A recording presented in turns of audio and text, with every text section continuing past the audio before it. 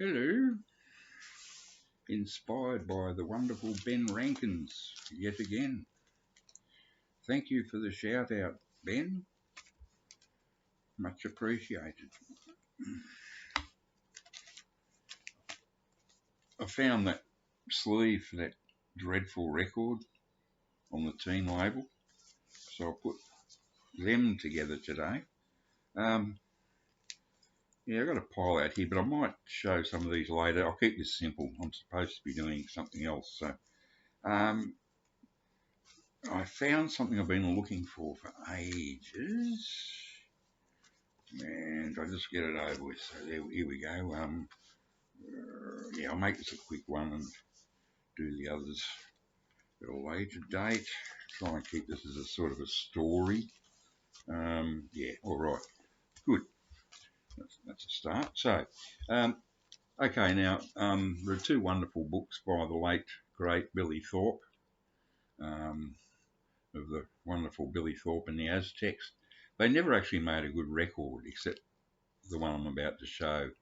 Well, he did make another one in the 70s called Most People I Know Think That I'm Crazy, with him on lead guitar. I always thought, I wonder who's that on guitar? I thought it must be Lobby Lloyd. No, apparently it was Billy Thorpe does that kick-ass bloody guitar solo on it. Sounds like a Jeff Beck or something. He's a bloody good guitar player.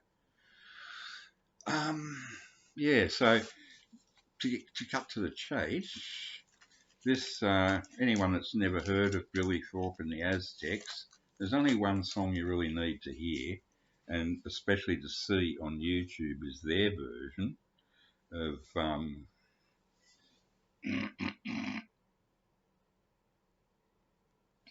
Poison Ivy. It kicks butt. No one. I do have.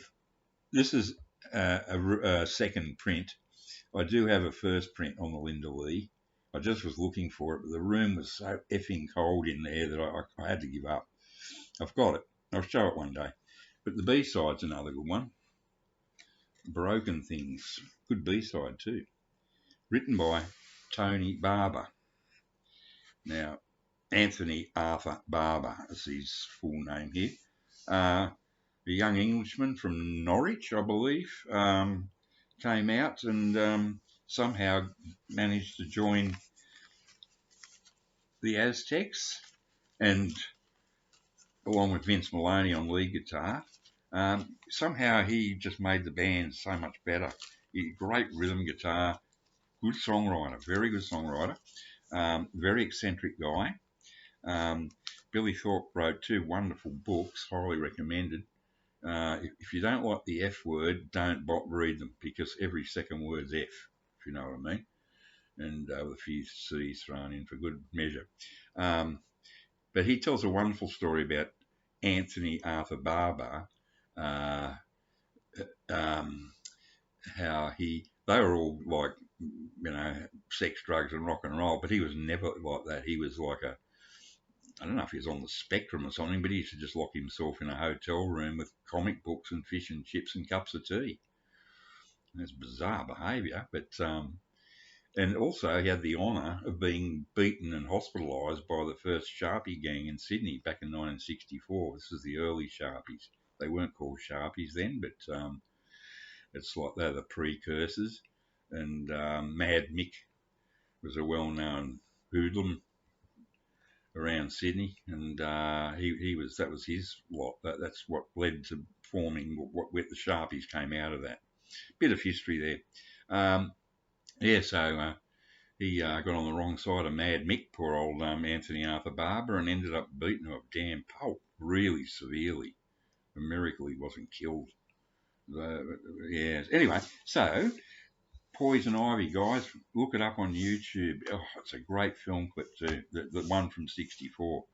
I reckon it's the first example of the disco beat. When you listen to the goofy faced drummer who looks about 40 with his goofy grin on his face, you listen to the bass and drums on that, especially near the end, and that's the disco beat, like 10 years, more than 10 years before disco.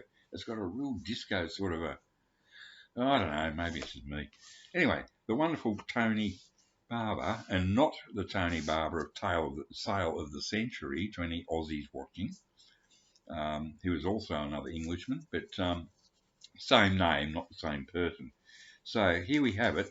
Now I bought this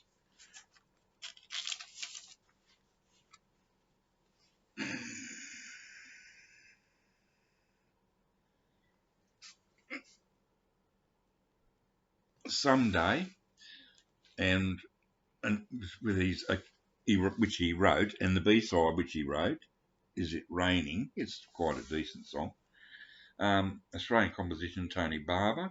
This is on the Everybody's label. Now, this was owned by the Packer family, who I work for and who ruined my life in the financial crisis of the early 80s. I should have ended up a millionaire, but Packer was a millionaire many, many times over. And not just me, but yeah, so I could have ended up a quite comfortable retirement, well off in a nice part of the world instead of how it's ended. But that's life. Life kicks you in the butt and then you die. Yeah, this was the original release on Everybody's, which was a magazine that the Packer family owned. And it didn't get on the charts. I bought it because I actually heard it. They actually did play it. And I went, wow, that sounds like that's a new Billy Thorpe single. And I bought it, and I went, what? Someday, Tony Barber. And because Tony Barber had just left Billy Thorpe and joined up with Vince Maloney for a band called the Vince and Tony 2. Oh, God, what an awful name. Anyway, thank God they never made a record with that name printed on it. And I bought it, and then they stopped playing it because the disc jockeys refused to play it because they considered this advertising, having the magazine's name, they resented the fact that they'd say Someday by Tony Barber on Everybody's label. They refused to do it because they considered it was advertising. So it disappeared, and then it came back on Spin. And I just looked it up on the TV charts. I thought it was a number one in Sydney. It might have been on another station, but on TUE, which was sort of like the most conservative of the pop stations, it only got as far as 14, which is pretty good though.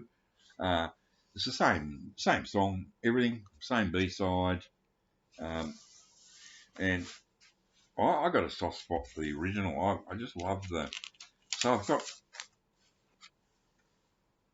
Everybody's and Spin.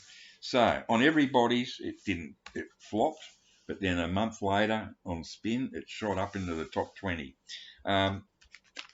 Great track. First time I heard it, I thought it was Billy Thorpe. What he's done a song here, and it's a kick-ass freak beat pop song from March 1966, March, April. It's a killer track. It belts along. He sped it up, the vocals, just a fraction, and he sounds exactly like Billy Thorpe on it. Honestly, it's incredible. I think he was having a laugh, or he was trying to get it even. Maybe they're having a spat or something. So that's just a bit of interesting history for anyone that's into